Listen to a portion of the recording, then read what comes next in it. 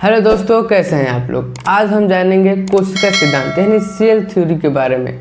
वो कौन वैज्ञानिक थे जिन्होंने सेल थ्योरी दिया था। चलिए इसको समझते हैं। कोशिका सिद्धांत, इस सिद्धांत को, सेल थ्योरी को दो वैज्ञानिक ने, एमजे स्लाइडेन और टी स्वान ने दिया था। एमजे स्लाइडेन ने 1838 में दिया था, जो जर्मनी के वैज्ञानिक थे, और टी स्वान ने 1839 ईस्वी में दिए थे, जिनका नाम था सेल थ्योरी। सेल थ्योरी में दो चीज़ थे।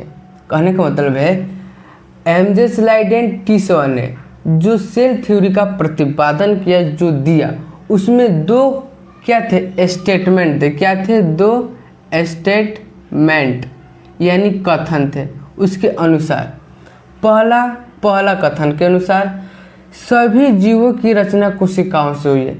क्या बोल रहे हैं? सभी जीव, कहने का मतलब जितने भी जीवित जीव हैं, क्या जितने भी लिविंग थिंग्स हैं, लिविंग थिंग्स मतलब जीवित जीव, जो पौधे हो गए, पौधे, जानवर और मनुष्य यानी हम लोग की रचना किससे हुई है? तो हम लोग की रचना सेल से हुई है। यानी सभी जीव की रचना कोशिकाओं से होती है। साथ ही साथ उपापचय संबंधित क्रियाएं कोशिकाओं में होती है। कहने का मतलब है हम लोगों में क्या होता है, हम लोगों में भोजन बनता है। क्या बनता है?